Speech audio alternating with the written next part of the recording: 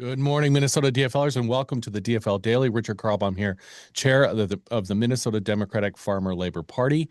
All this week, we've been asking you to save your notes from Farm Fest, so I want you to drop them in the chat today. I want to do that right now. Share with us. Let's see them. Go ahead and drop those in the chat right now. I'd love to hear your thoughts on Farm Fest. I spent 2 days there from morning on Tuesday until the evening, and then same thing on Wednesday. We started very early in the morning with a amazing Farm Fest breakfast tradition. Actually, it was back in 2006. No, I'm sorry, 2008. When I was working for Congressman Tim Walz, we started a game fair breakfast fundraiser for then Congressman Walz, and then Congressman Colin Peterson, the chairman of the Ag Committee, would fly down and do the breakfast with us at Jackpot Junction. We continued that tradition all these years, and yesterday, Senator Amy Klobuchar had that breakfast at Jackpot Junction.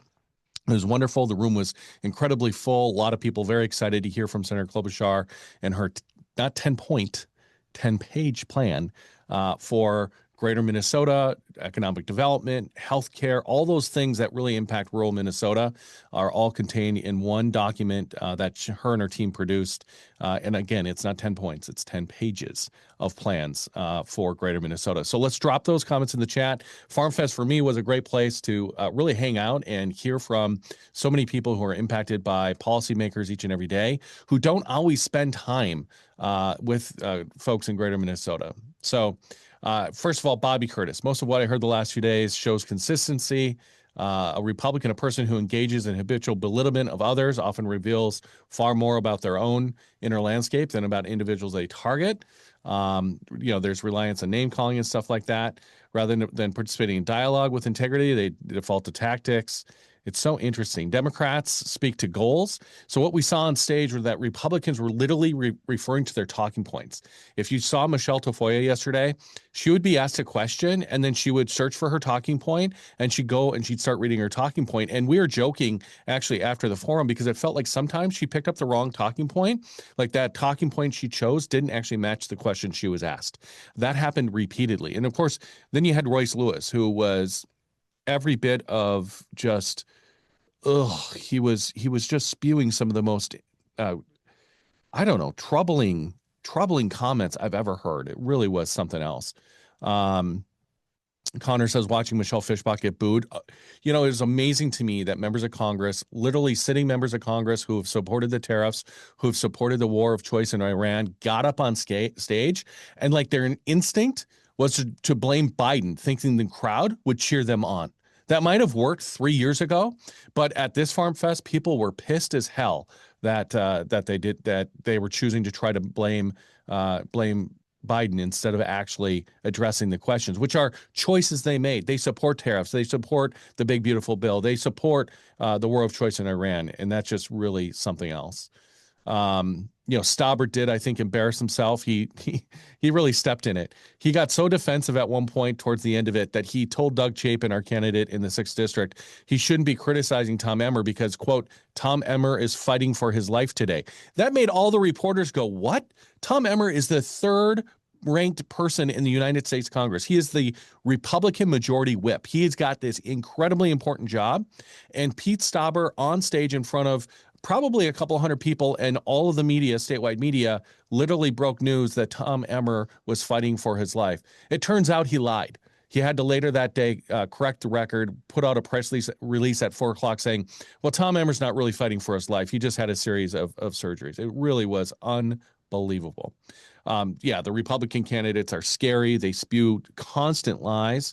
And then, of course, Senator Klobuchar was what I love about Senator Klobuchar this week at Farm Fest was that she didn't get up there and give platitudes and talking points. She literally, when she was asked a question, she's like, here's my plan for that. Here's how I'm going to address that.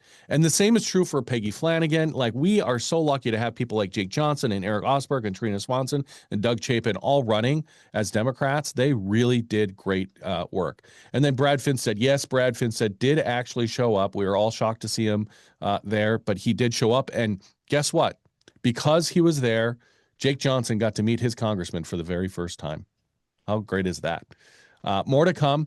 Farm Fest was incredibly successful. As I reflected on the mood and feeling coming out of Farm Fest, was that from my perspective, Republicans floundered on stage. They couldn't answer the questions because they cannot, in good conscience, defend this president's policies in front of these farmers.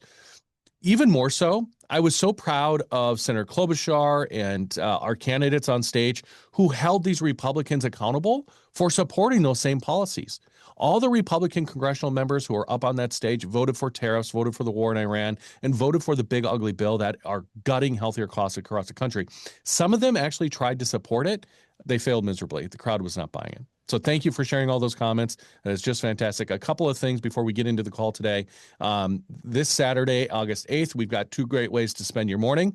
First, at 9 a.m., to meet the DFL at Reamer Harvest Days up in Reamer. Come meet the candidates and volunteer working for Greater Minnesota. And then at 10 a.m., it's the Newport Pioneer Day celebration in Newport, a great community celebration. Couple of things going on.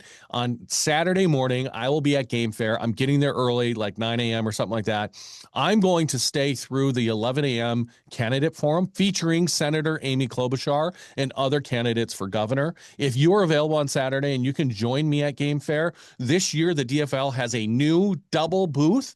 We're selling merch at Game Fair this year. I am so excited about the opportunity for us to show up once again in spaces where Democrats haven't had a strong presence. I want to say thank you to CD6, Chantel Oxley, Wayne Grimmer for taking the lead on making sure that this booth is successful.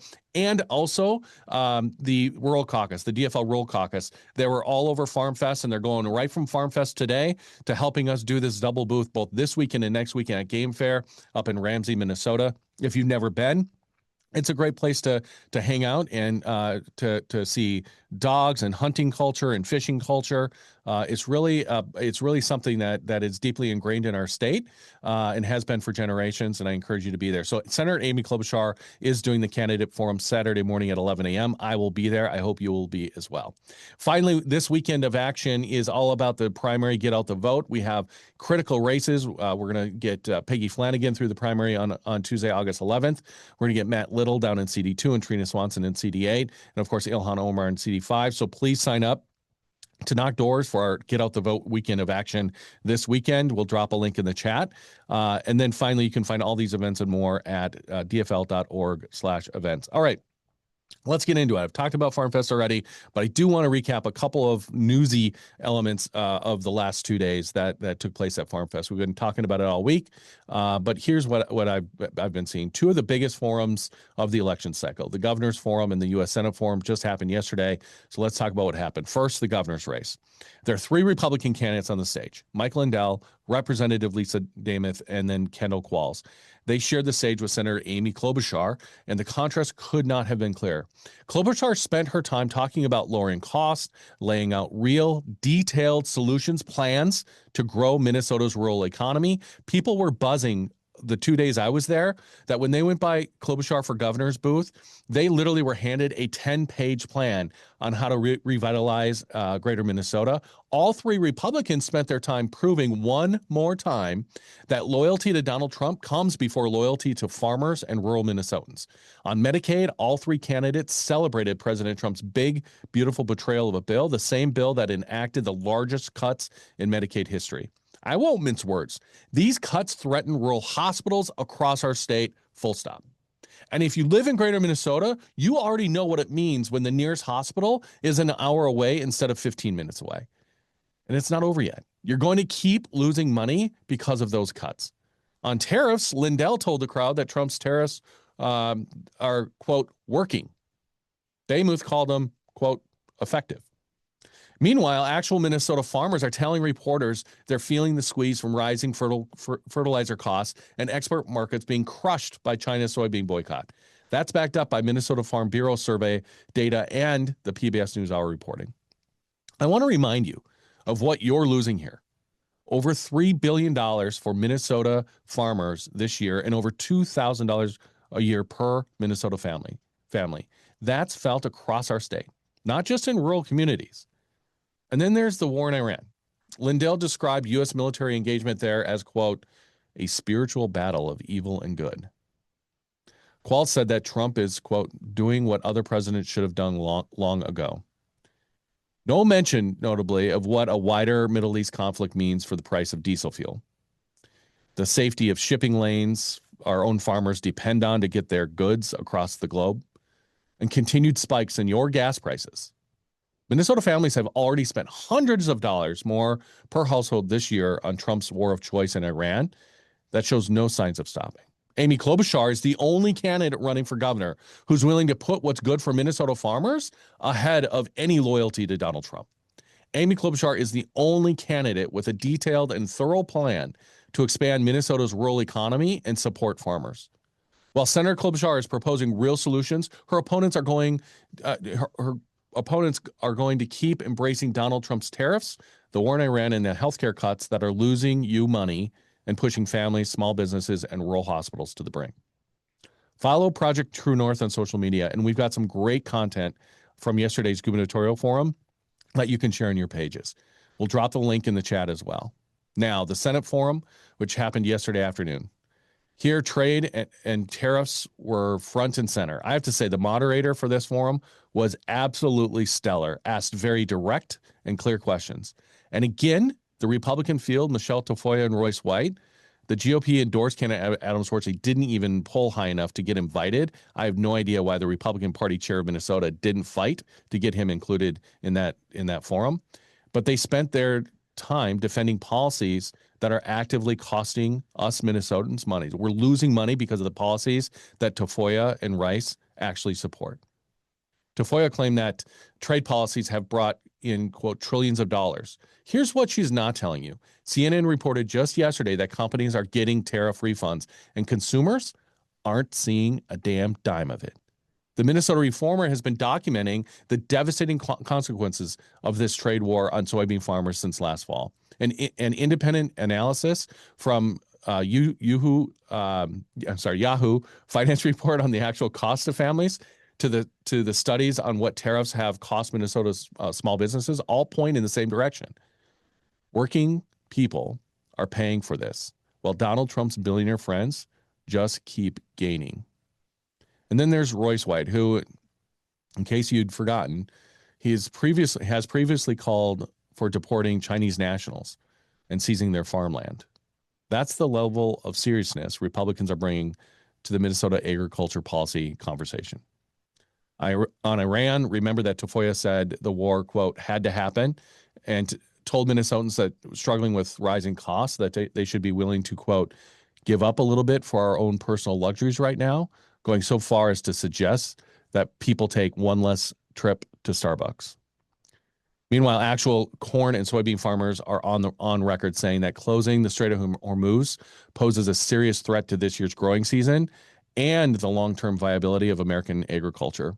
It's a lot easier to talk about sacrifice when it's not your farm that's on the line. Tariffs cost farmers money. They cost families money, and they cost Minnesota businesses money that should be staying right here in our state. Republicans promised to lower costs on day one. They broke that promise. And while Minnesotans lose money, Republicans and their billionaire donors keep getting wealthier. While Republicans keep defending tariffs, Medicaid cuts, and the war in Iran, Peggy Flanagan is focused on the fundamentals in her U.S. Senate campaign: universal health care, child care, and paid family medical leave. In her words, lawmakers need to make sure farmers can do their job and produce their commodities. That's the choice voters are looking at this fall. Our families, farms, and small businesses continue to lose money because of Donald Trump and Republicans, or we can elect leaders focused on strengthening and building opportunities for Minnesota families and Minnesota farmers. All right, here's our action today. First of all, we're bringing back Q&A segment next week. I want to hear your questions coming out of Farm Fest. What did you find interesting? What did the Republicans fail to answer? We'll drop a link in the chat. Also, please sign up for our GOTV shift. I'll be launching GOTV shifts all weekend, Saturday and Sunday. I hope to see you out there. We're going to have massive launches. We're going to do the work it takes to get our candidates across the finish line on August 11th. And then we are going to look toward the November 3rd midterm election, knowing that we're going to win big, deliver the largest electoral defeat of a sitting president in the history of Minnesota midterms. We're going to do that in just 89 days from today. We have 89 days until the November 3rd midterm election to build this operation together to deliver what Minnesotans are counting on us to do. So let's go win this thing. Thanks, everybody. We'll see you tomorrow.